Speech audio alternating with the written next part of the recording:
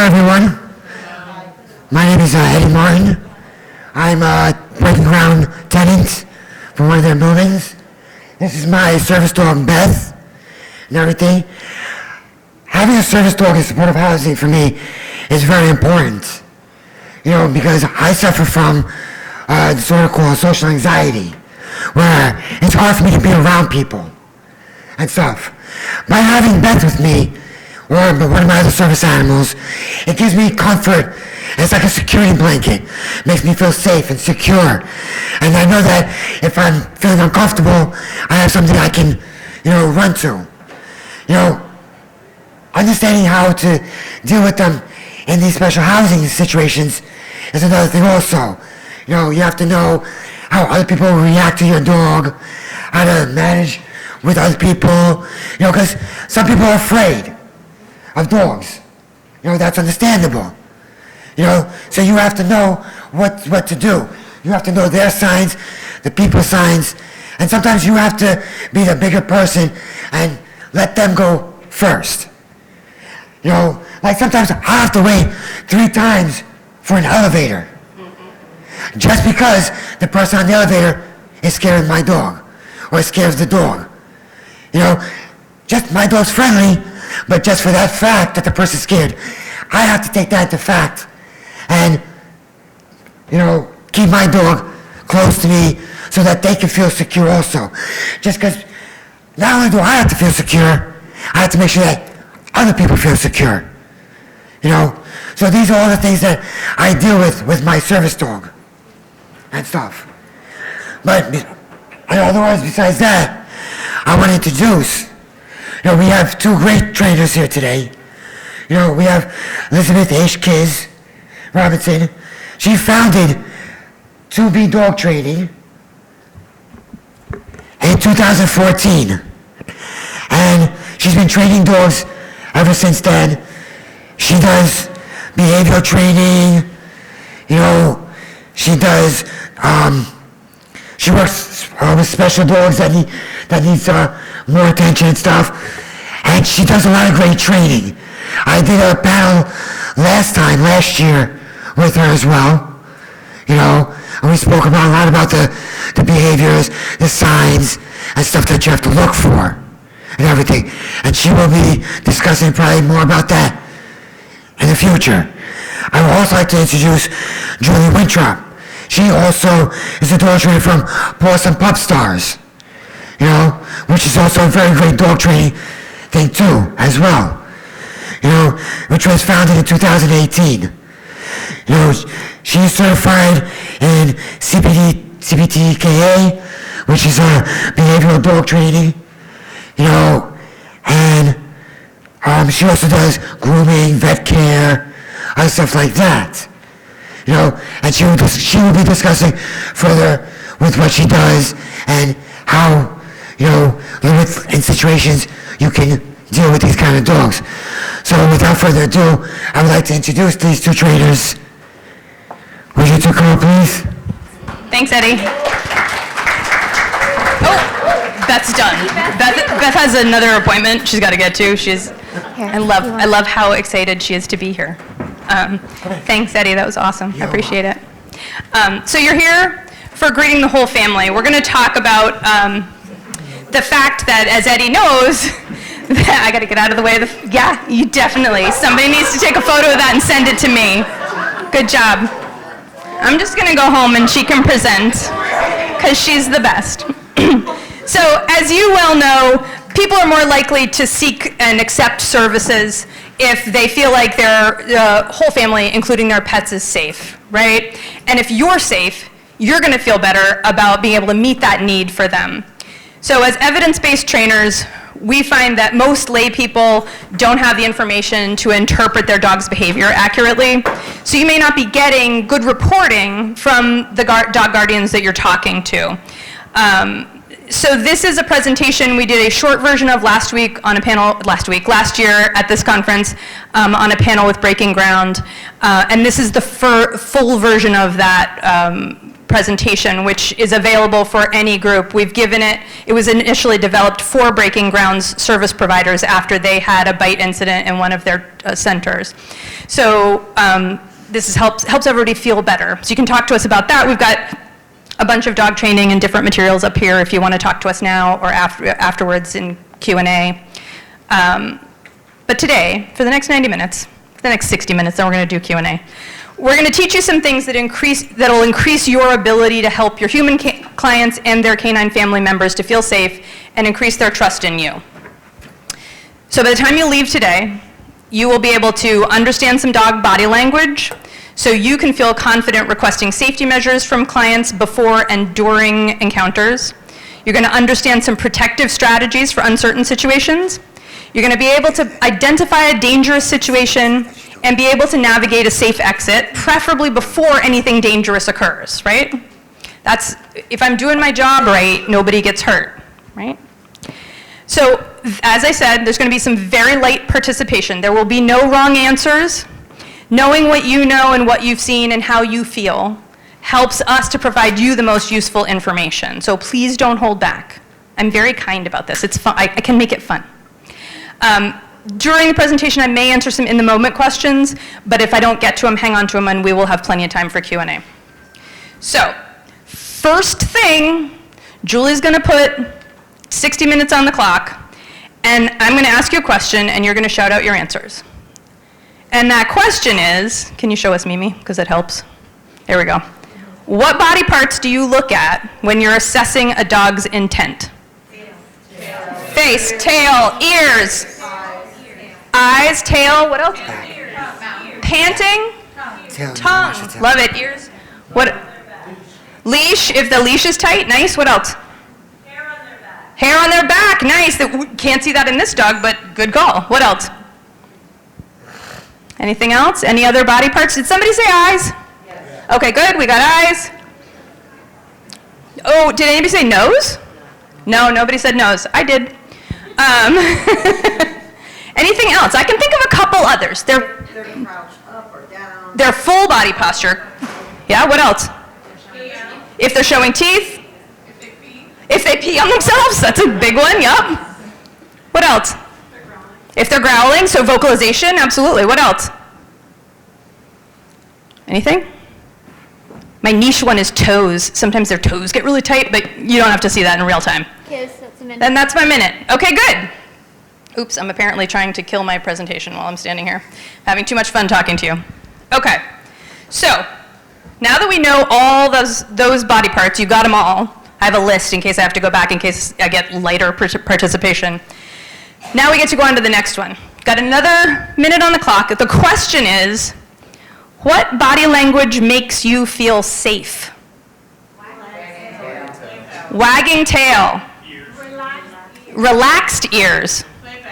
Play bow. So play bow when they put their front on like a downward dog. When they're not like super active and they're able to be a little more calm. When they're not too active, so slower movement. What else? Belly up. What else? Smile. Okay. Smile. Handing the paw. If they give you a paw. Anything else? If they give you kisses. Puppy eyes. So what would, tell me more, what do puppy eyes look like?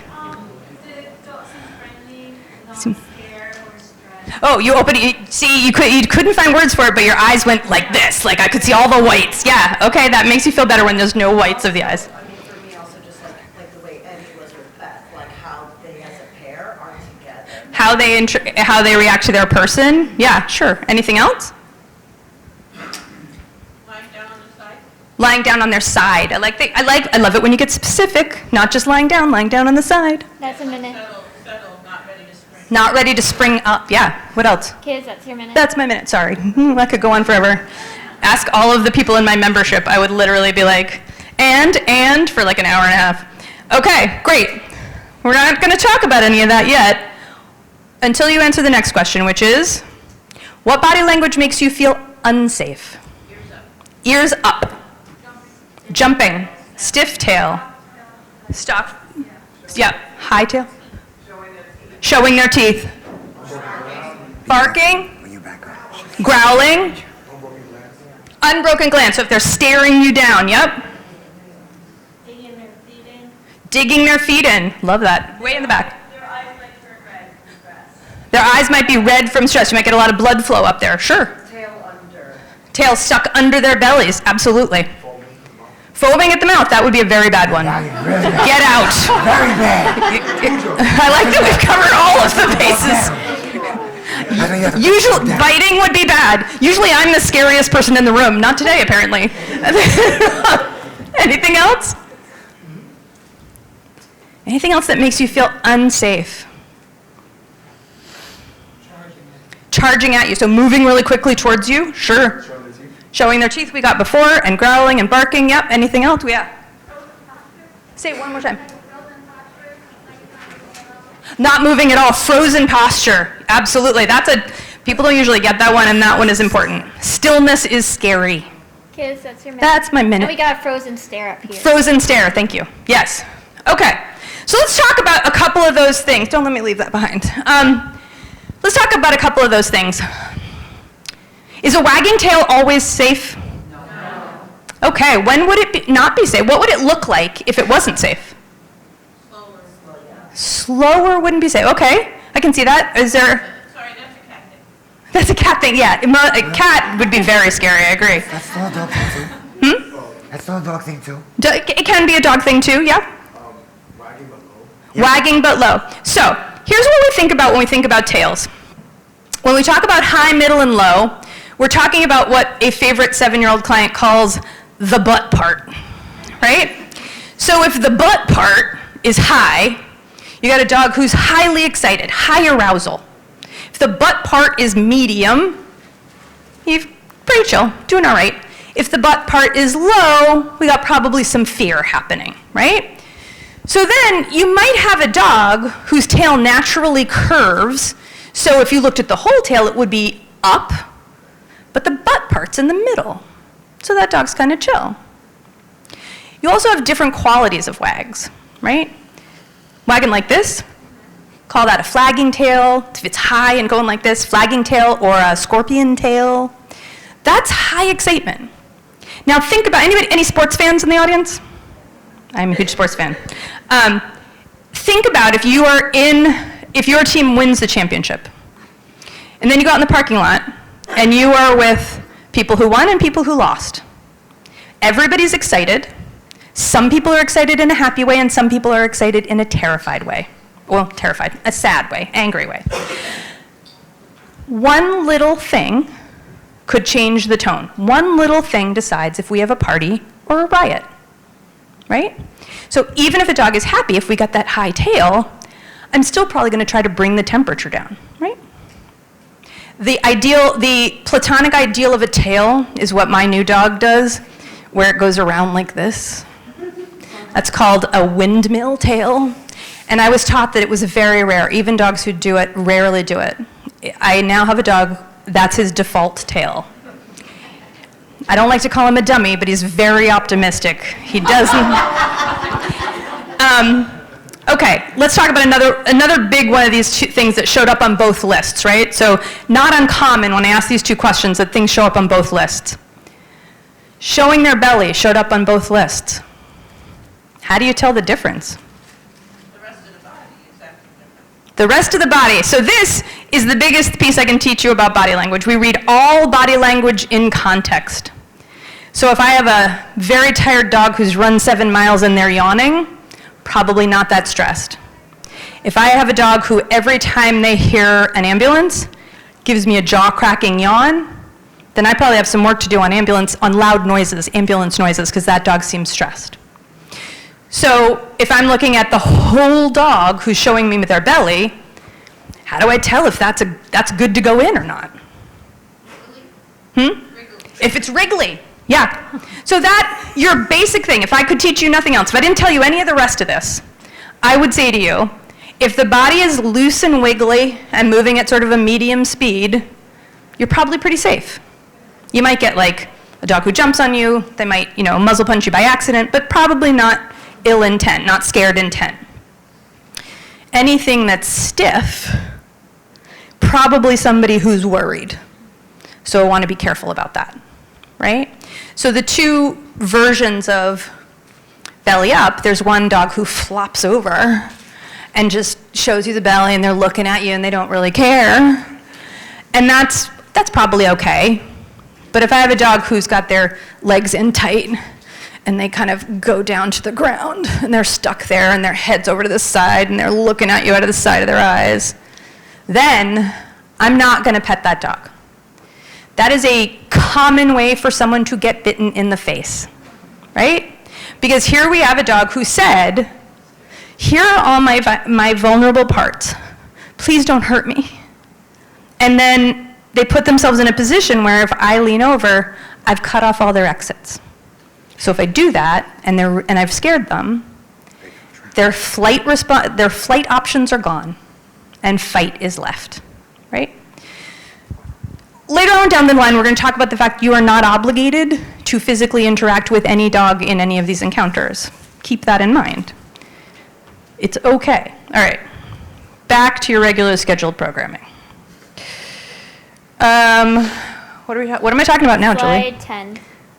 Oh, I was about ready to go to the end. Okay, so now, you guys are all very good at this, so now we are going to put your skills into practice. So talking about what we've already talked about, next two slides are going to show you some dogs. We're going to look at just Arto, who's in the front. Would you feel safe or unsafe approaching Arto? And back it up with some dog body language. Yes, he's lying on his side. Yes, because he's lying on his side. Safe, why? Calm and happy. What body parts tell you he feels calm and happy? He's smiling. His ears are back. So would ears back definitely be safe? No. How come these make you feel safe? Because his tongue's hanging out. His eyes what? His eyes look calm. Sure, what else? Because the way he's lying down, somebody else said something. He's in a relaxed position. He doesn't look excited. He doesn't look nervous. He doesn't look like he's intimidated. He doesn't look like he's afraid. He looks rather calm. So would it be fair to say it doesn't look like he's ready to jump up? Yeah. And that's how it makes you feel safe. Because we have a point up here that we'd still wait for the dog to approach us. Yes. Eddie has way better skills than all of us, right? I know some dog trainers who actually don't adhere to some of these principles. Some of them you've seen on TV. And that is absolutely true. Even though we would feel safe, we still let the dog come to us, right? That's key. I love that. What is it about the way his front paws are that makes it look so chill? What is it about the way, I don't know. So the question is, what is it about the way his front paws are that make him look so chill? Anybody have any theories? Because they're very stretched out? He doesn't look like he's about to flee. He doesn't look like he's about to flee? I completely disagree. Talk to me. I love to be disagreed with, it turns out. I think because his paws are stretched out, I think he's ready to bounce up at a moment's notice because he's chill but on alert. Chill but on alert. And he doesn't, Okay. incredibly approachable. I see another body part that backs you up. What is it? Back legs. You gotta watch the back legs. The tail. Could be the tail. I was thinking about a different one. What's the other one that backs up this on alert part? Those sit different ways. The ears. That's the one I was thinking of, right? This is my friend Arto. He was born in Turkey somewhere, and he lives in Bed-Stuy. And he was not happy like this for the first year I knew him. And this is him in one of his happiest places with one of his best buds. And so I think he's actually listening to somebody behind him, and that's why the ears are back like that. I think you're right. I mean, the back legs say chill to me. The front legs, I agree, could go either way. We don't know what happened before this picture or after this picture, so it could be that he was ready to jump up and go running around again like a nut bar. But who knows? Anybody have any questions about Arto? Well, in this picture, I can't tell you Arto's whole story. I don't have time for that because it's a long, weird story. Okay, let's do another one. Would you feel safe or unsafe approaching this dog? Tell me what body parts back that up. Unsafe seems to be the consensus. Why? The dog looks nervous. Tail, ears, scared, why? Ears. His face. Tell me more. What about the face seems scared to you? He looks like avoidant. He looks avoidant, yeah. His body, he doesn't want to be there. His body looks tense. Yeah, I totally agree. Unsure. I like both of those words. He's very close to the handler. Very close to the handler. Somebody, when we were talking about what made us, I forget if it was safe or unsafe, said something about the leash. How do we feel about this leash? It's short. Does that make you feel good? Why not? The handler knows that something is up. Yeah. Anything else? I feel like they're a new pair. The handler is protecting the dog, helping the cat. Feel like they're a new pair. Okay. It's, oh man, I would like 4 hours with you because the whole concept of the handlers protecting the dog by keeping them close is, I want to dive into that. I don't, write to me, we'll talk about it. Because there's a lot there. There's some other body parts that, yeah, talk to me. Is he sort of hiding behind the handler and peering around? Okay, so the fact that it looks like he's hiding behind could make you feel unsafe. A dog is hiding from you, yeah, that could be scary. He might be fearful, yeah. Is fearful safe or fearful unsafe? Why? Unpredictability. My favorite words. Dogs love predictability. They do not like unpredictability. Usually dogs are not as resilient as Beth, where Beth is like, I don't know, show me something new. That'd be totally fine. I'd love to go see some new stuff. That is not usual. You think that dog sees another dog. So I don't know this dog at all, but I took this photo on Lafayette Avenue in Clinton Hill during the New York City Marathon. Thank you. I appreciate that response, because that is how I felt. And I think that's how that dog felt, right? And I took this picture for educational purposes and I ran away because I was afraid that this dog would react to someone unknowingly, right? Unknowingly on the handler's part, right? Anybody have any questions about this dog, this situation, or any body language in it? We have so many questions that you can't answer. I know, I'm sorry. Come join our Dog Nerds membership, and we'll talk about this all day, every day. That's one of the things Julie and I do, because we couldn't stand not having enough people to nerd out with. All right, so we're gonna level up, because we start with photos because they're a moment in time, right? And you have a chance to like really take a look and assess, but you're not gonna be like stepping in with the client, taking a quick photo, going outside and reassessing and starting over. Like, that's not practical. So we're gonna move on to videos. Again, we're gonna watch videos over and over again so we can talk about them, so it's not exactly like real life, but it helps you to start to read body language in real time. So the questions are the same. Do you feel safe or unsafe? And I'm still gonna make you back them up with dog body language, but it's gonna be video. So this first video, we're gonna watch it with the sound off once and not talk. We're gonna watch it with the sound on and not talk. Then we're gonna put the sound back off. Julie's gonna put it on repeat while we talk about if you feel safe or unsafe, and why. Here, I'm gonna stay here so I'm not in your way, sorry.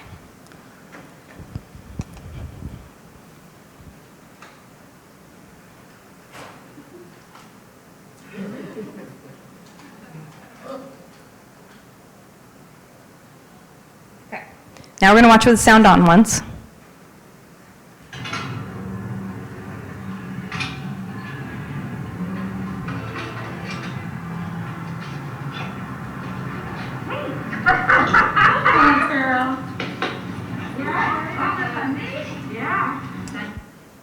Okay. Safe? Unsafe? Why? That dog's jumping all over people. She's 60 pounds of a bomb going off. Why do you feel safe? She's friendly. Why is she friendly? What body language tells you she's friendly? Her tail. What's that tail doing? Oh, you guys listen to me. Look at that tail. Middle. The butt part is middle. What else? What else tells you that this is safe? Wagging her whole body. What else? Relaxed ears. Love it. What else? Tongue. I haven't even watched her tongue. I've watched this like 20 times this week. What is it? Show me tongue. Show me tongue. Oh, interesting. Lip lick is an interesting one, right? Like, so licking your lips can be a sign of anxiety or arousal when they're, like, not if you're dangling chicken over a dog, but if they're in a new situation or in a worrying situation, they might lick their lips a little bit. But I'm here to tell you that the camera person had turkey in her pocket. So I think that, all right, what else? Why else do you feel a little safe? The fact that she's bouncing, but she's bouncing at people. She came right up into the camera like that. It's not like attacking? How come? Because she didn't grab anything. Okay. The leash is long, that means that she's not violent at all. Okay, so the leash is long. So I'm going to say that in this case I agree with you, but that's putting a lot of trust in the human, in the handler, right? I live in New York City. I've trained dogs in other places, but I grew up as a trainer in New York City. Do not trust any handler, right? Like, if you see them shortening the leash, trust that. But if they are not paying attention to the leash, do not trust them. You don't know them. They didn't come to this presentation. They don't know all the things you know. I absolutely tell you, the minute you walk out of this room, you know more than 75% of the people on the street. You don't know more than Eddie, and he's about it. All right? So there is something dangerous happening here, right? This is a 60-pound dog, and she is, you go ahead. I was going to say, I would be careful with children or somebody who's not stable on their feet. Yeah, I would be careful with me. That's me in the blue shirt. I would be careful with me. You know, you can be knocked over by accident. Ex- There's a difference between sort of bracing yourself and actually being afraid of the dog. Yes. So look at what I do. We're going to give you other chances, but look at what I do. I'm in the blue shirt in this. Look at what I do. Right. So this is a behavior I would not be surprised for you to see in a client interaction, where you know the dog is super happy. Somebody please take a picture of Beth.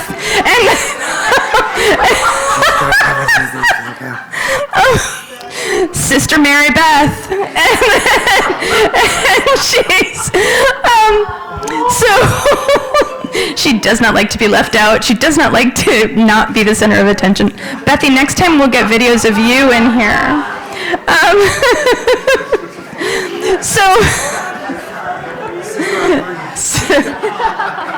All right.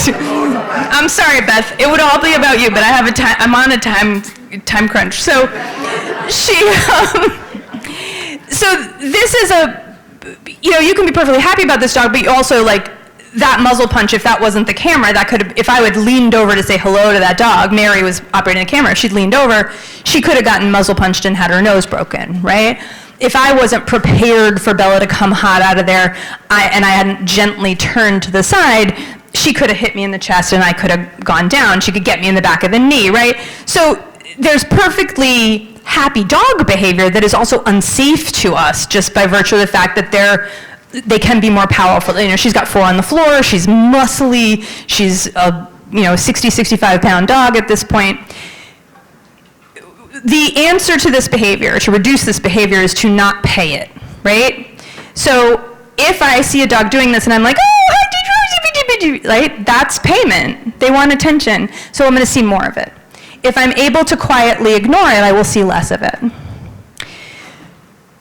It can be embarrassing for the human when this happens, right? For Manisha, not so much. She's just happy this dog is safe, and that's how we all felt. But if you're coming into a home situation, if your authority in this, in whatever meeting you're having, and the person you're meeting might feel that their dog's behavior reflects poorly on them, they might correct this behavior in a different way, right? They might not know you're okay with it. They might not know you have skills to deal with it.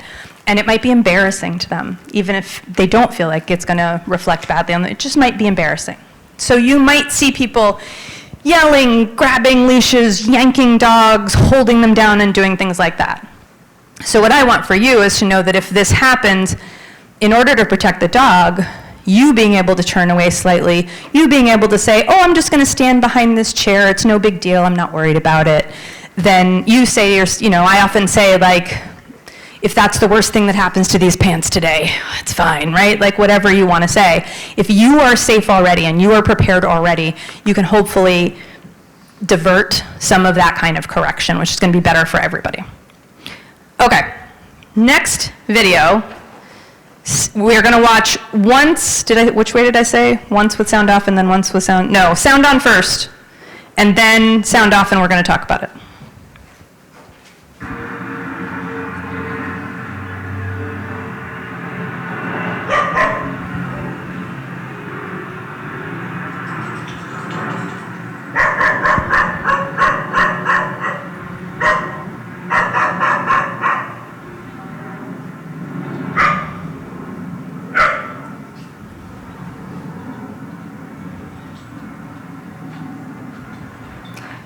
So you're going to pretend you're Aziza, the woman in the black and white dress with the bag.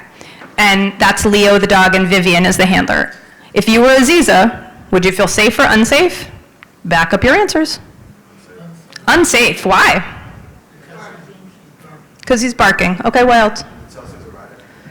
So what's erotic? The tail seems erratic. The tail seems erratic because it's different. Yeah, okay. She's also like pulling to try to get towards like you. The dog is pulling towards, yep, so that's some information seeking that doesn't feel great. What else?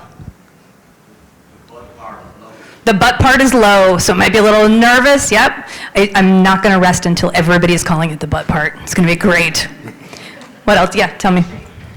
What?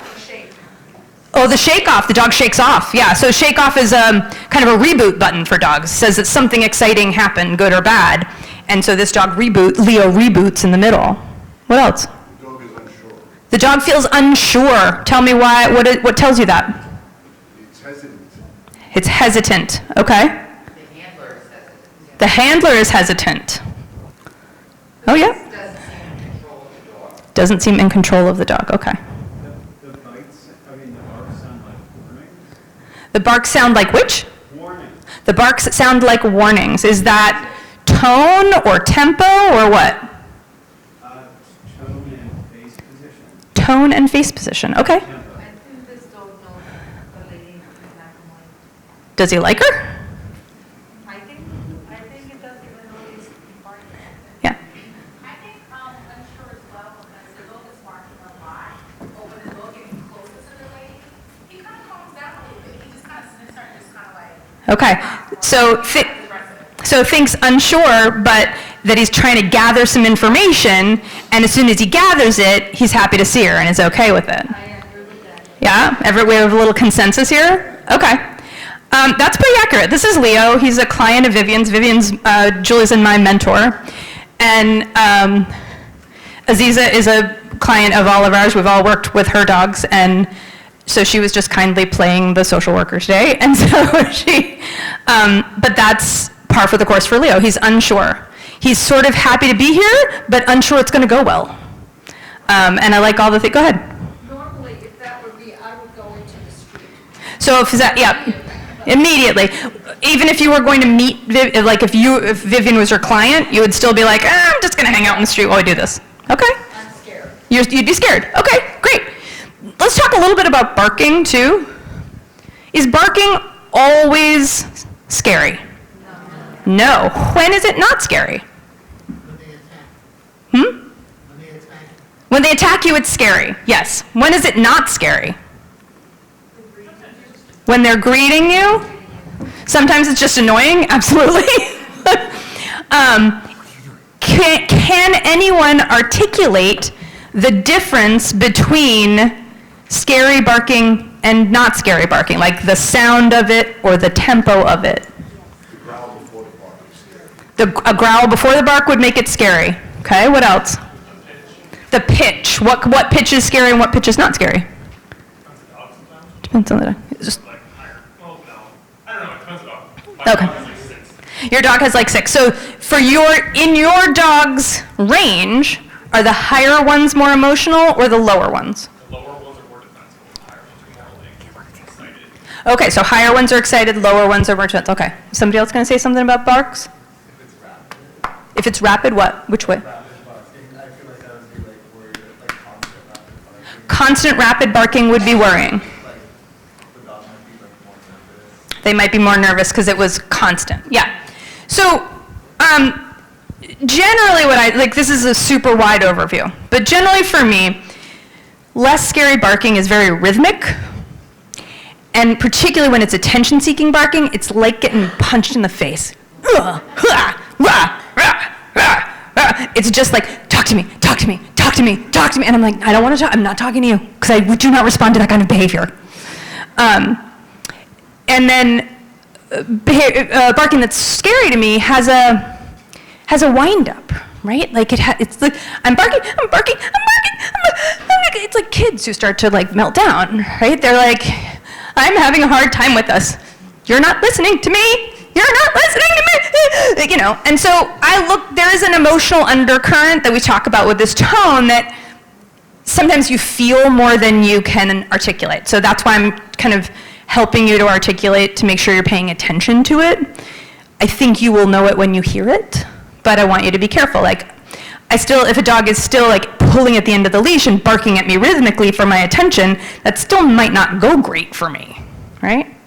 I think for this, Leo's video, it's a great example of how, as with people, so with dogs, we can hold more than one emotion at one time. And that when things are predictable, we feel better than when they are unpredictable. And he really didn't know what was going on. This was very unusual to be in a photo shoot for him. And he was like, I don't know what's happening, but I think it's going to be good, but I don't know. I don't feel like it. Yeah. Yeah, neither one of those people is his person, but he knows Vivian quite well. He's a client of hers. Yep. Okay, so now we got the dog part mostly dialed in. Let's talk about the human part, because dogs don't necessarily enjoy the same kind of human body language that we enjoy. So out of these four, A, B, C, and D, which one do you think a dog would like least?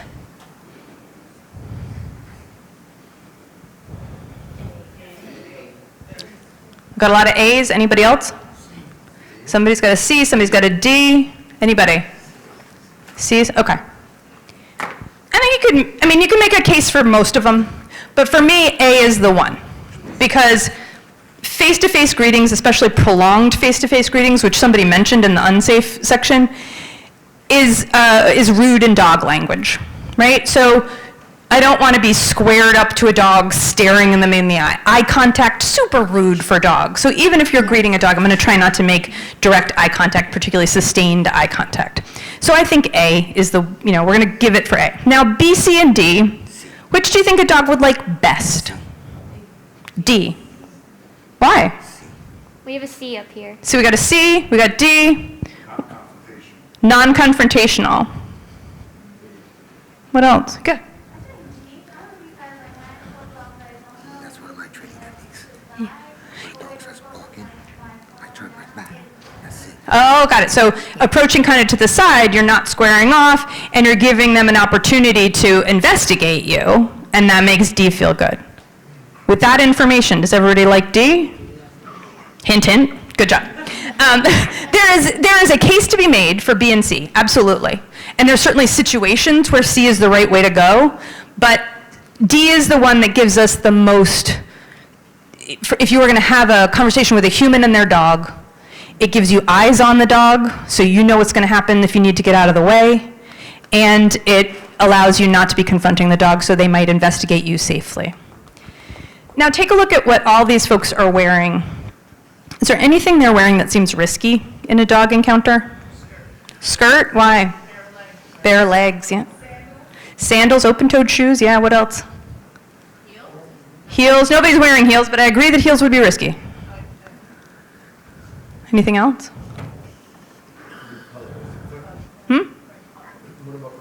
Color? I didn't think about colors. Dogs see a lot more muted colors than we do. There's stuff about rods and cones in the eyes. I don't actually really understand it, but they see things in a different way than we do. So I'm not sure the colors would be a huge deal, although it does help dogs to have a lot of contrast to see, right? So light and dark, light against dark. So none of these folks are wearing hats or sunglasses, but I absolutely advocate for no hats, no sunglasses when you're meeting dogs for the first time, especially for the first time, because you want them to be able to see that you're not staring them in the eye. You want them to be able to gauge your intent. Dogs are really good body language readers, so give them as much safe information as you can.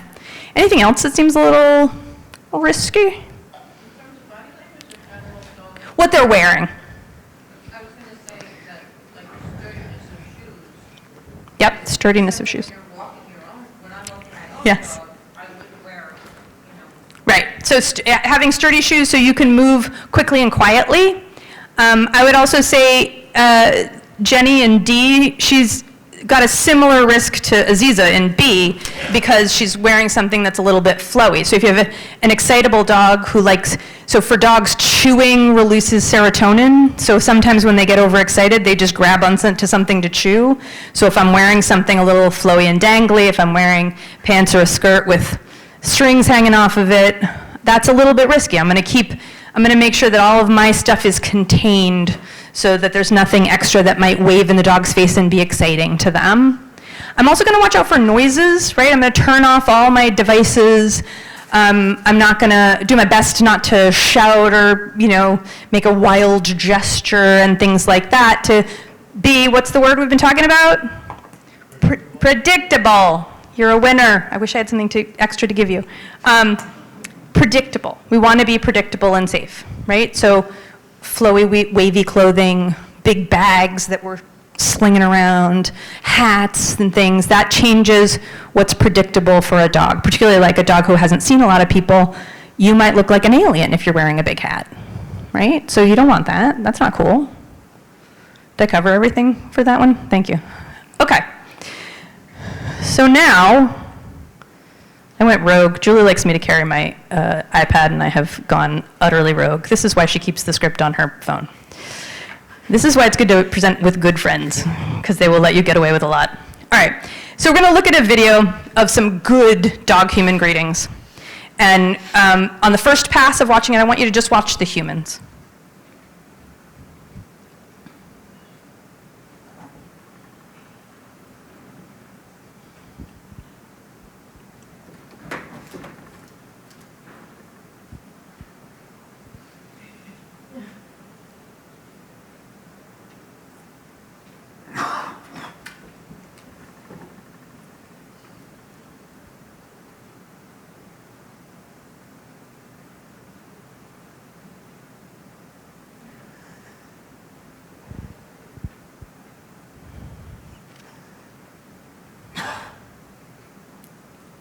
And now, on the second pass, I want you to watch, does the dog approach them, or do they approach the dog?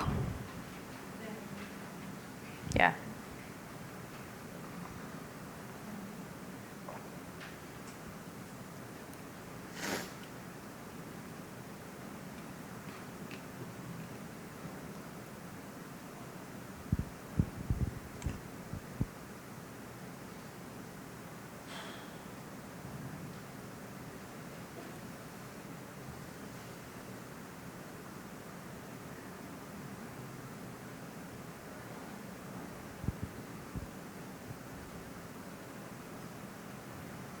So we're going to watch it just one more time because I'm talking too long. But anything they could have done better? I mean, just from my past experience, like, I wouldn't be putting my hand. You wouldn't lean your hand down? I would not, Yeah. especially if I don't know all the dogs and how they're all Yep. going to react. How many people have been told that you're supposed to let a dog sniff your hand before you greet them? Everybody? Right? It's actually not a great idea. Eddie's going to police you. It's not okay, right? Imagine if someone came, who feels, can I use you as an example? I'm going to do something super rude. Imagine if you were greeting someone and they were like, hey, how's it going? How would that feel?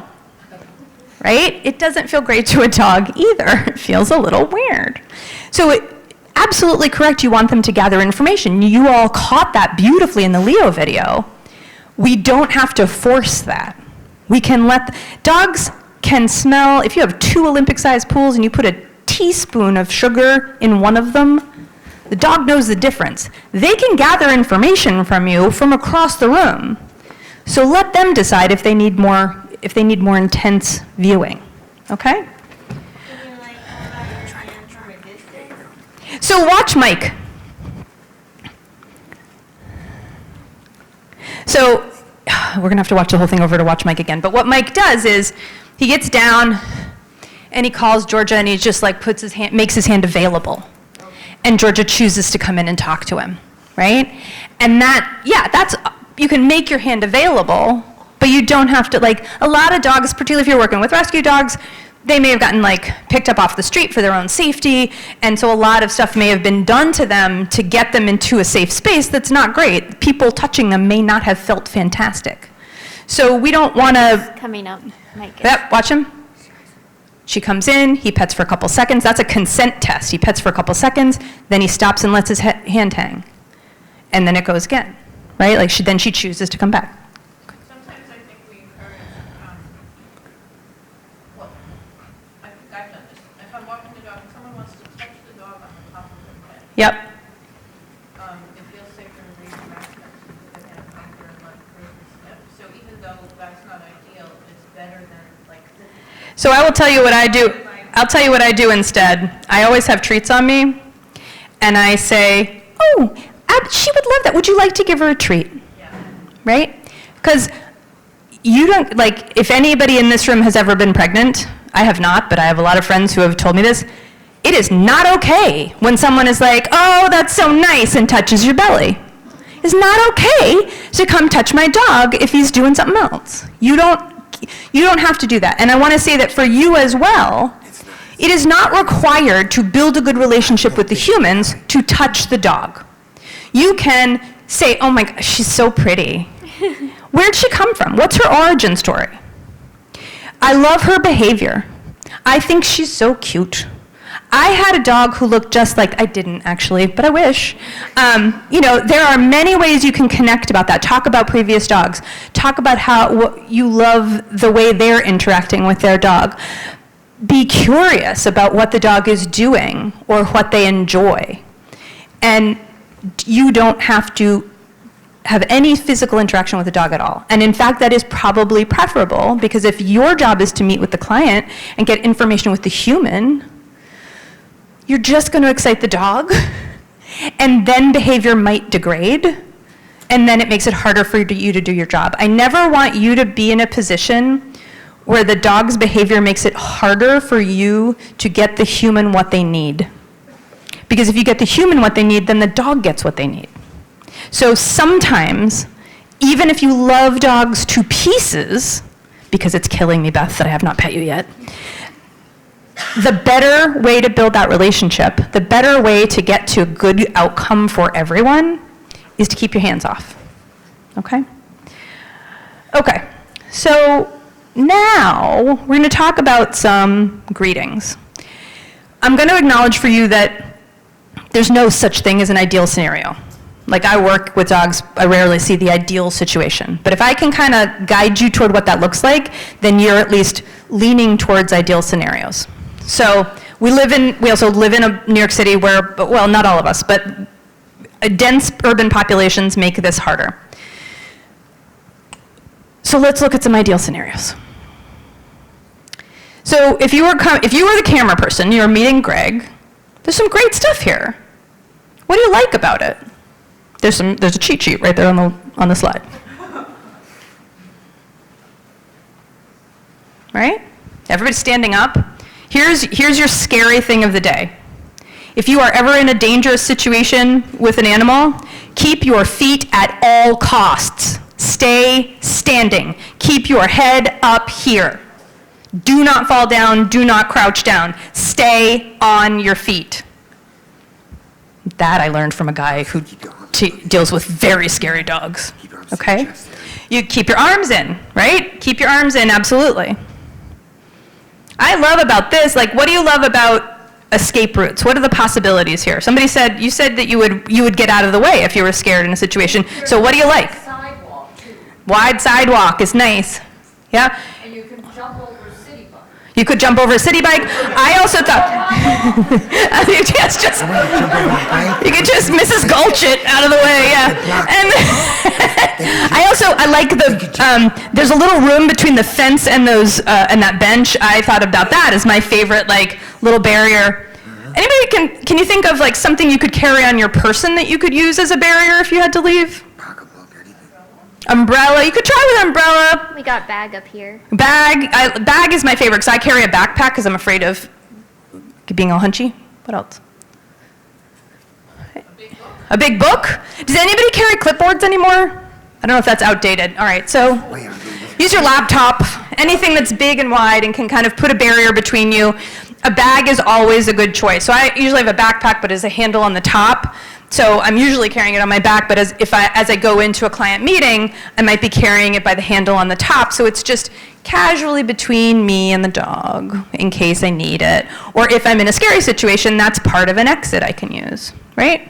And then we talked about eye contact, so I'm going to roll over that. Where Greg is nicely making eye contact with the human so that they won't be staring at the dog. Okay, sorry, next one. All right, what do you think here? What am I doing well? Your hands are clipped. My hands are close in. Yeah. I'm not leaning down. Kind of looks like I'm making eye contact, but I promise that I'm not. What about the dog? What safety measure have I used for the dog? She's on a leash. Yep. How are my exit strategies? Do I have exits? Looks a little tight. Yeah. I could, but I'm going to need Bella to move back before I can, right? Got up here that the box may be blocking your exit. Yeah, the box is making my exit a little dicey. So, yeah. So it's pretty good, right? Because I communicated with the client beforehand and I said, I'm going to need that dog to be on a leash. Here's your pro tip about that. If you have an email or a phone call or whatever and you make an agreement several days before your appointment that the dog should be on leash or be behind a gate or be in another room, don't come up to the door and ring the bell and expect that those things are going to happen. Give a little text when you arrive and say, I don't want to ring the buzzer because I don't want to set the dog off. I don't want to overexcite the dog. Just wondering, do you have the leash on? Do you have the gate up? Is the dog in the other room, right? So that helps everybody win, keeps you safe. It may be hard for some dogs to be separated from their people, so you might be looking at a situation where if there's going to be a gate up, you'd need the human and the dog to be on the other side of the gate from you. It may be a situation where the only thing to do is to have the dog on leash or have the dog behind a gate or in another room, and the dog is very upset about that. There's a lot of barking. Some dogs have barrier frustration, so they might be perfectly chill if there was no barrier, but very loud and very straining against the leash and look kind of scary and frothy and weird because they're annoyed by being held back.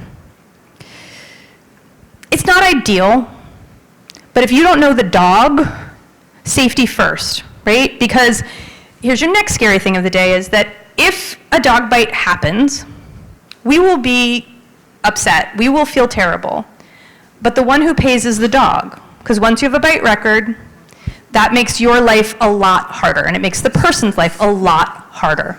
So even if it's difficult, I'm gonna ask you to hold it till we Q&A, but thank you, that I want you to err on the side of caution if you are at all unsure. If you think that dog is unpredictable, choose the safety measure. Ask if you can have the meeting somewhere else if that's helpful. Or, with the dog inside the apartment and you go out and meet somewhere else. Or live through the barking and say you don't mind and have your meeting that way. But make sure you protecting yourself protects the dog, right? Did I miss anything? Okay, so let's look at this indoor greeting. Tell me if you'd feel safe or unsafe.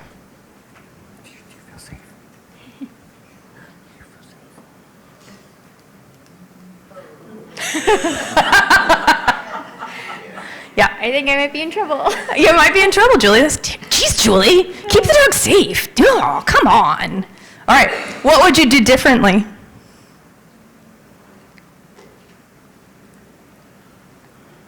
Honestly, if I didn't know the dog, I think I'd ask her to maybe keep the dog back at that point. So you might have gone in previously and been like, can we have this dog on a leash? Can you move the dog away from me? Sure, that's a great one. What else could you do? Not walk up to the couch, right? So she could have maybe exited one way or the other. What else? Say what? Wouldn't even enter the apartment. So you could, absolutely valid to stand outside and have your greeting out in the hallway a little bit and assess the situation before you make a move. She go to agents, or she go, Oh, let's see.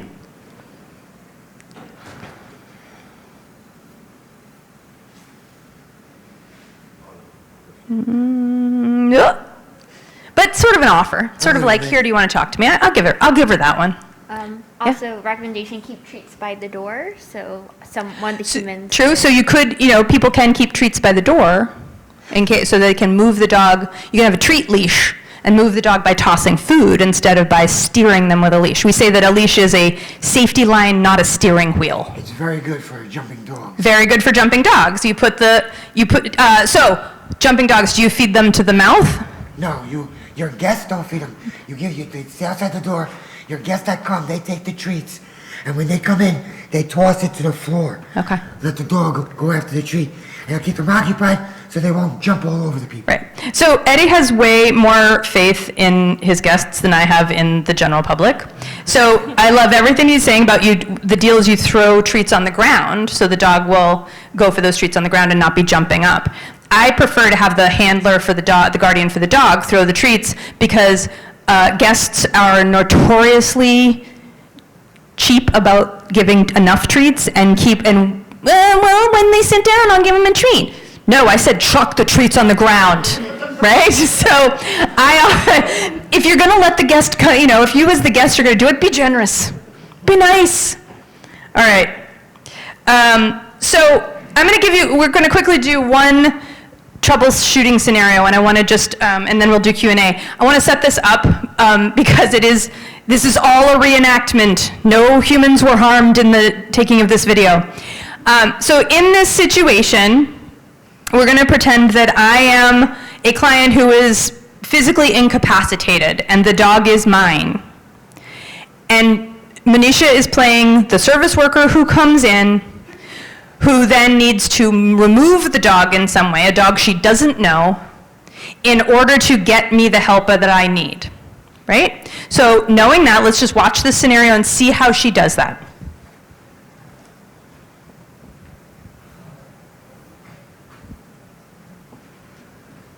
I learned a lot from her. She's very good.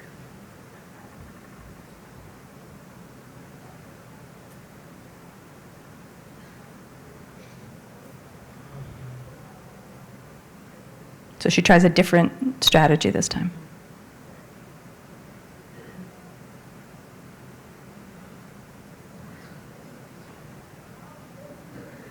See, you use that technique.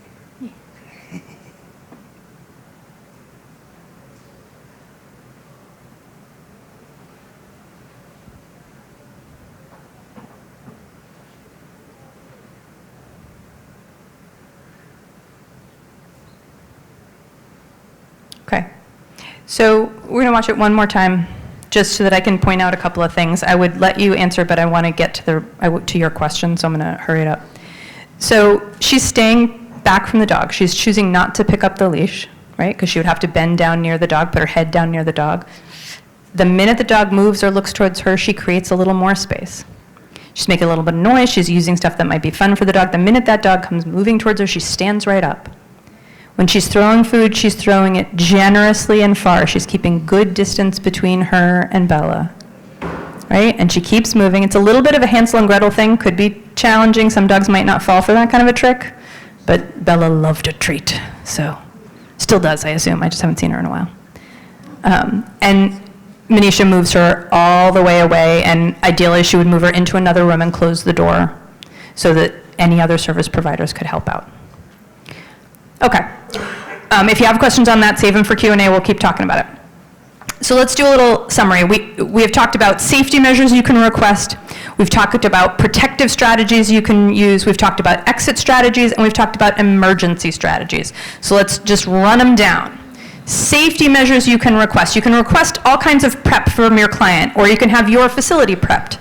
You can have leashes or crates or gates. You can close the door in another room. You can meet outside the apartment, outside that room. If you have a facility, you can, and you have the means. I will say that local buy nothing groups are a wonderful source of all kinds of super good dog material. You can have this stuff available. I can picture you in your office sitting down behind your desk and having a gate either around a pen around your desk so the dog can't reach you, or having a place where you could just pen off where the client and the dog could sit together safely, and then you wouldn't have access to the dog if that was too much for the dog. Okay, next up we have protective strategies. So you're gonna wear long pants where you can. You're gonna have protective shoes on. I like, our mentor Vivian has what she calls her bite boots. So she's going to see a dog who seems a little bit scary. She wears boots that come up over her shins so she doesn't get hurt. Nothing dangly or noisy. You're gonna take your hats and your sunglasses off. If you need to, you're gonna stand behind a piece of furniture. You can have portable barriers with you. I'll take clipboard off this. I know I'm old. Laptops and book bags and anything else you might just be with you so that you can stay behind something to make a smooth, predictable exit, which brings us to exit strategies. You want to move smoothly, slowly, our favorite word, predictably. You want to keep your dog in your peripheral vision all the time without making direct eye contact. You need to know where they are in order to get out safely.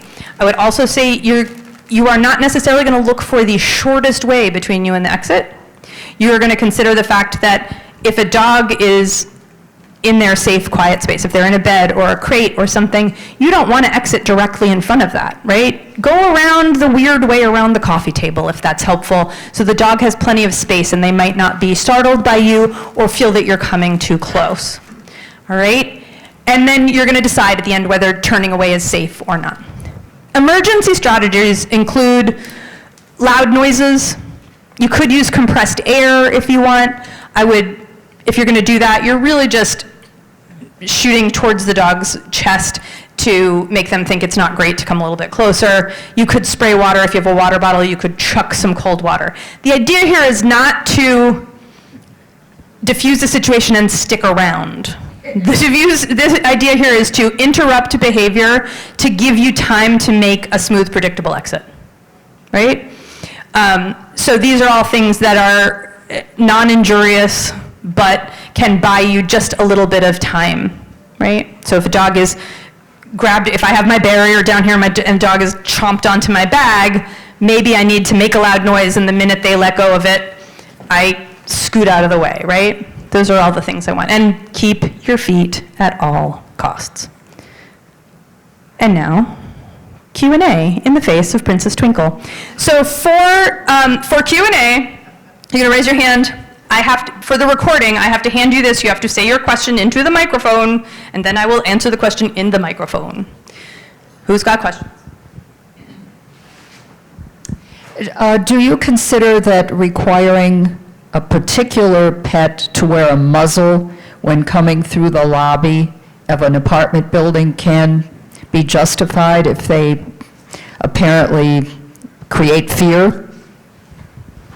So it's a perfectly reasonable ask, and I certainly have plenty of clients who choose to do that proactively if they're worried about how their dog feels in a particular situation. Muzzles are super useful. I think every dog should have the skill of wearing a muzzle, and it's, I would say the only caveat I have for it is if we ask for it, can we try not to say it has to happen tomorrow? Because for long-term success, I want the client to have the time and the training to teach the dog to love wearing it so that it can be a regular, normal part of the day, same as putting on your harness or your leash, right? I think it's perfectly fine. I'm also going to warn you that a lot of people think if I put a muzzle on a dog, people will stay away. That turns out not to be the case much anymore. I have a lot of dogs on my roster who eat stuff that's dangerous for them, so I've got a lot of dogs who are not necessarily dangerous to humans, and they're wearing muzzles. We also thought at the beginning of lockdown and mask wearing that muzzles will keep people from looking at dogs. And then we found, I had a dog who didn't love kids, and the kids were wearing masks, and then the dog wore a muzzle, and they were like, oh my gosh, he's wearing a mask just like me. So it will not guarantee that people won't come towards your dog. You'll still have to use all of Eddie's strategies for advocating for the dog. So you need to tell tenants that they're still going to have to advocate for space, but it prevents us from having an accident of management. and that I love. Kiz? Yeah. Eddie made a good point. There's different types of muzzles. So There's different types of muzzles. You can still bite through a cloth muzzle, the little, can be a less injurious bite, but it's still a bite. What I prefer is a basket muzzle, and there's a ton of different kinds of those, and it depends on the dog what kind they would wear. The Baskerville Ultra is what I would have Lovey learn how to wear, but some dogs have pointier noses, and they can go through the basket. Talk to a qualified trainer; they will help you. If resources are a problem for our tenants financially, but I have a situation now where a tenant's new emotional support dog definitely needs the training. She loves it, that's not the question, but she doesn't take it out, and it's a 70-pound pit bull, very scared, very, very good boy, but I'm scared that without.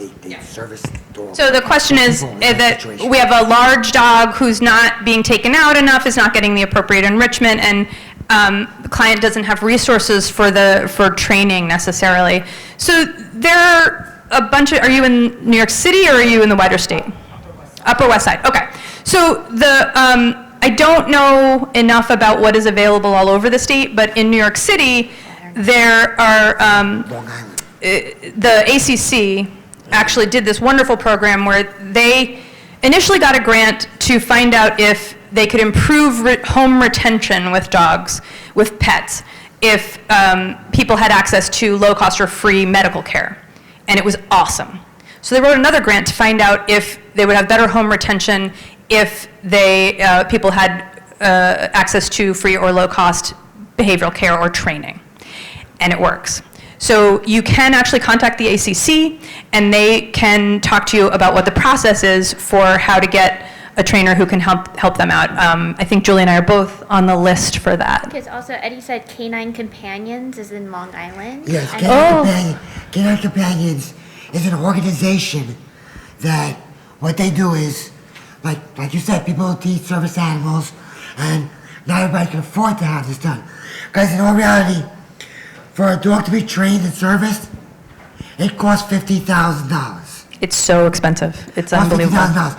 What Canine Companions does is we fundraise money so that we can service and train the dogs for people that need to have service animals. They're based on Long Island. Right now this year they have the Long Island Dog Fest going on and everything. Awesome. You can check online, Awesome. And they do help out with dog training. Beautiful. So there are resources in your local area as well. I will also say there's an organization called Paws New York, which organizes volunteers who will help to get dogs out on walks, help to take care of cats if they're not getting their appropriate kind of care there, so that our humans who are having trouble getting out, who physically cannot exercise their dogs or cannot get their dogs particular kinds of enrichment, can have help there. So it's a really nice volunteer organization as well.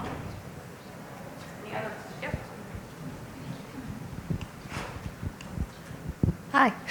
Do you have any additional tips or recommendations for dealing with a dog that's friendly but very, very excited and jumpy, and perhaps the owner doesn't think that that's a problem because the dog is friendly? Okay, so it's tough not to have human buy-in. I agree. That's the piece. I often will put the onus on someone else, right? So I would say, it's okay for me, but I'm worried about your mom. She might get tipped over. Or it's okay for me, but your neighbor on 2 has the walker, and I'm afraid something's going to happen. So can we do X? Can we have a leash on at all times? Can we feed the dog treats whenever they meet someone so they keep their feet on the floor? This is a tough one for some people to put all in their head, and that is that when we're teaching please don't jump, you can't teach a negative. I can't teach you not to jump. I can teach you to keep all 4 feet on the floor. I can teach you to sit when you meet people, but I can't teach you not to jump. That's a void. I can't do that. So what they need to learn is if the dog is existing without jumping in front of people, fire hosing food at them. Or my personal favorite, spray cheese on a Tupperware lid, right? So that's the kind of thing I would do. Like for the human communication piece, I would talk about how it's not about me. I love it. I don't mind it at all. It's occupational hazard, doesn't bother me at all. But for other people, it might be a problem. So could we work on it in this way? Anybody else? Oh, coming.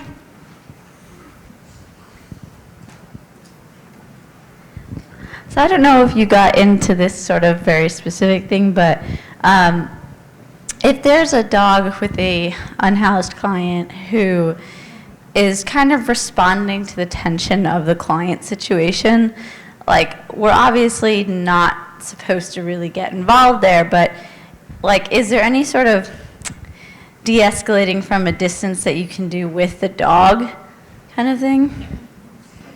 So I assume that all of you have really good skills in terms of using your body language to de-escalate human situations. And in this case, what you're describing to me, which is a person feeling tense and therefore the dog is feeling tense, right? And it's not as mystical as that guy on the TV says about the dog, you know, if you're not calm and leaderly, that's not it. The dog's reading body language and they know when things might get unpredictable. And so they feel worried and they feel like maybe I need to protect myself. It is very rare for a dog to be protecting the person. They are almost always protecting themselves in a situation where the person is present, right? So in the situation you're describing, I would want to use everything I have to bear to de-escalate with the person, because as the person de-escalates, the dog's, like if the dog's an expert on body language, they're going to be a super expert on their person's body language, and they also have experience with that person and know when that person gets unpredictable. And so if you can de-escalate with the human, then you're going to help the dog. If you can request that the dog, like if you can come with something for the dog and that is okay with the client, you could also do something like, can I offer you this chew for your dog? Can I offer you this food for your dog? And hand it to them so the dog could be eating something. Chewing, licking releases serotonin for dogs, it's calming for them.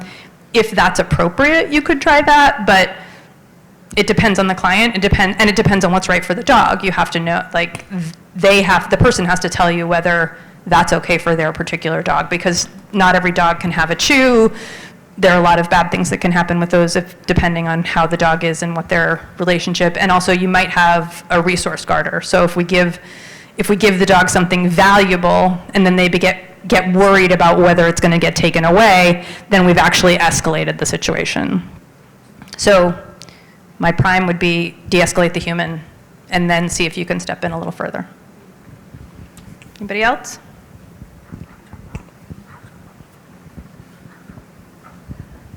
Not really a question, but an example of sort of the converse of that. I work at a soup kitchen, and we've had some guests who are, I'm a social worker, and sometimes the guests are suspicious of social workers.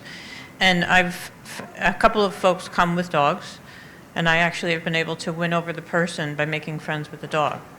You know, like, especially one of them has a pit bull, an intact male, which makes people react to him in a certain way. And I just approach, you know, just like any other dog that I love, like totally not judgmental. And all of a sudden the man's, you know, his tenor changed when he realized I wasn't judging him. I'm accepting both of them. I'm not trying to encourage. I was like, I just want to make sure you're getting vet care, and can we get you a sweater? And, you know, and then. Yeah. And so that, a little background, here's your sciencey fact for the day, besides my pool fact, which is my favorite sciencey fact. But your sciencey fact for the day is that it used to be believed that intact, unneutered male dogs were more aggressive. And somebody did a study on it. And it turns out that unneutered males are aggressed upon by other dogs more often, but it gets put on their bill when people are tagging it. So I'm not worried that an intact male will be aggressive, but I am worried that they may have learned to protect themselves because they're getting treated a certain way by other dogs, right? So that's a little piece to be careful of. And again, there is an organization, and I'm so sorry I don't have it written down. John Betts from Breaking Ground may come back in here and remember who it is. It's One Pet, where so there's an organization where they have workers who are there for mental and physical health for humans, and then veterinary care and training care for dogs, or maybe all animals. And the deal when you show up to their events is that if you just say hello to the mental health care worker, you can get all the veterinary care you need. All you have to do is say hello. You don't have to have any deeper interaction than that. You just have to make contact, right? I can't remember who they were. Oh, hope John shows up quick. But we can find that out for you. You can. So we have up here, if you have more questions, I'm on that. But we have some information about us up here. If anybody needs some poop bags, we have some that Earth Rated gave us, and some other training information that might be interesting to you or your clients, especially as we come into fireworks season. So you're welcome to come up and get some of this. You're welcome to talk to us at any point as well. This particular presentation is one that Breaking Ground asked us to build that is available for any organization that needs it. So we have a system for you coming and buying our time and having us go out there, and we can talk to you about how that works. We can give it virtually or in person, and we have found it to be equally effective in both ways. All right, anybody else have questions? Yeah. New York City One Health Clinic? One Health Clinic. One Health Clinic is the name of the place that does mental health care, human health care, and veterinary health care. So just from sorry I kind of missed the beginning, but just from the description of this, it seems like you're more dealing with Tenants dogs, but is there any element of what you do or another organization, maybe the one you just mentioned, that does like getting dogs from people like on the street to getting adjusted to their clients having housing? Because I'm a little concerned of that happening with a client where it's going to now be in a whole different environment, whole different like stress level. And like, what's that going to be like getting you? And even if they, move around in different shelters, so how do you deal with that with animals? So this presentation is about keeping workers safe with dogs, right? And that applies to housing where we have folks in temporary or permanent housing where they have their own space. It also applies to shelter situations, because the more we can get the information about how to be safe around dogs, the better off everybody's going to be, right? If I know how to deal with a dog and make them feel safe, it's going to be easier for them to transition in that way that you're talking about. In terms of specifically transitioning from being unhoused to being in a house, I agree. It's stressful for humans, so it would definitely be stressful for dogs as well.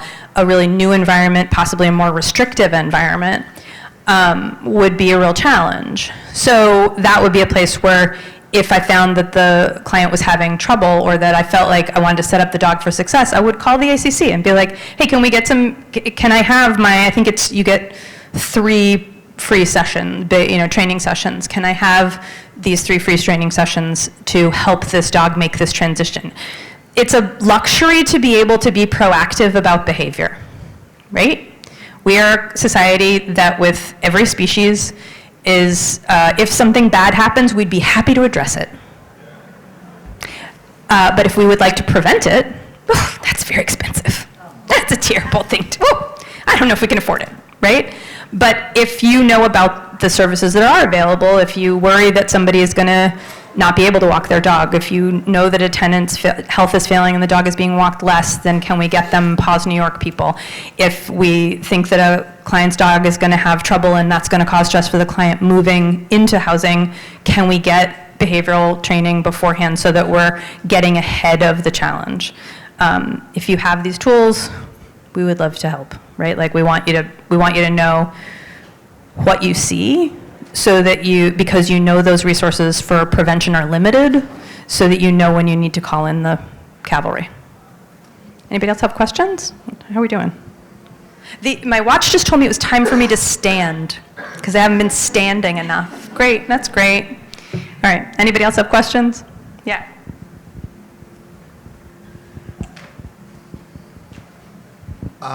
So I was wondering, in like situations where for like harm reduction, if there's a client or like if we're doing like outreach on the street, and a client might be like incapacitated and we need to perform some sort of medical thing on them, and the dog might be like panicked about that or anything, what would be like your suggestion to like approaching the dog in order to get to the client?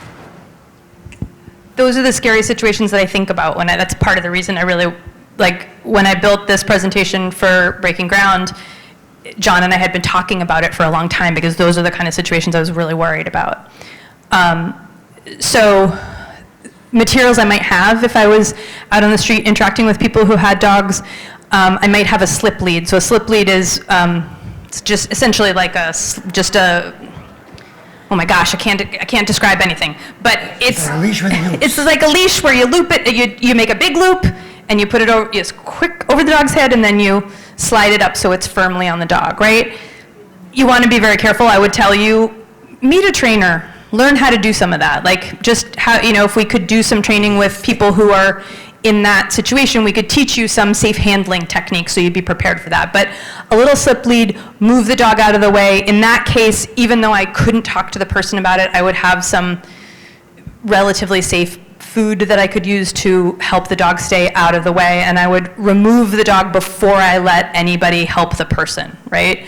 Because I don't want somebody to be down on the ground or to be really close to this person that the dog is used to being close to. I also don't want the dog to feel trapped in that situation. I want to give them a little bit of space, plenty of space if I can.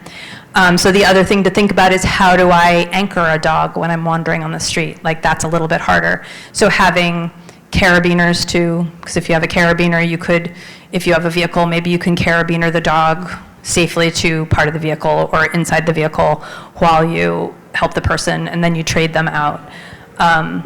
So those would be my first off the top. Do you have more ideas? No, I'm just thinking with the slip lead, you have to keep You your need to arm. talk into the microphone, there's a recording. Sorry. So when you're doing defensive handling, when you're using a slip lead, you want your arm out and straight because you need to keep the dog away from you. So it's not like walking a regular dog, right, where you're just walking nicely next to them, right? It's like out here, you want to use your arm almost like a stick. But again, I agree with kids, like, meet a trainer, they'll walk you through like how to do that and practice it. And it becomes so much more important for you if you're out on the street to be even though it's hot, to be wearing protective clothing. Like, I really want you to have jeans on. I really want you to have boots on. I really want you to have something with long sleeves you can put on if you have to go to a dog who is in distress, right? We're not on the street, we're in a housing program, but something that we think about, because in case someone has to go to the hospital, like, who's gonna care for then the animal? Like, you could Narcan someone and they could maybe come out of it and not wanna go to the hospital, but what if that person has to go to the hospital? Maybe before we get to that crisis, it could be an engagement tool, like, do you have a friend that we could, because I'm assuming you're not gonna be able to take the dog if the guy has to go to the hospital or something like that, so it could be like engaging. That's what we try to do a lot in housing, like, engage what is a safe plan. The building was stuck with. Right, and that's, I mean, honestly, that's a valuable resource. Is it okay for me to tell why Beth is with you? Okay. Yeah. So in Eddie's building, one of his neighbors died, and Beth was their dog. And Beth was going to go to the ACC. And so Eddie had room in his heart and his home, and said he was going to take her so that she didn't go somewhere. That was a huge issue during the worst of COVID, right? Is that people were dying and their pets were left alone in their homes. Sean Casey Rescue did a lot of huge work around that, but he is always at capacity, right? So I'm not sure what that community engagement looks like in transient populations and places where people aren't always in the same place all the time, but we should make a project for that. That's important. Anybody else before we go? I was just going to say, I don't know how easy it is to get into, but the ACC has a foster program for people who like are unhoused or unable to care for their pets for a certain amount of time, or like go to a psych hospital. That's great. So the ACC is really trying this. If you don't know this also, so the ACC is the Pound here in New York, and they are over capacity everywhere. They have 40, 50 dogs in crates in the office at this point. We are at a crisis of where there is space. So there's also another reason for you to keep yourself safe and to reduce any possible bite incidents for dogs that you meet, because the statistics, the pure physical ability for us to care for the dogs who can't stay where they are is huge. And having a bite incident makes it harder for them to stay at the top of the list, to wait for foster, to wait for help. Okay. Anybody else? Yes, I want to add something. So this is more about preventative and proactive training and care. Is that That's why she's the nice. Scary lady. is that for service dogs and emotional support dogs, there's an understanding that the person that they are assisting or servicing could have some sort of emergency. And so some of the training is actually where a program or a trainer will reach out to first responders, so EMTs, nurses, police officers, and ask, hey, can we stop by with this dog in training and, have you toss food, have you make friends? So then when that dog is assisting their person and that person has an emergency, the dog then perceives any first responders in their gear as a friendly person who's in the past predicted cookies and treats and pets and attention. So I don't know if you have any relationships with any of those services or programs, but that's something you could look into with your clients who already have dogs and have the ability to do some of that proactive training.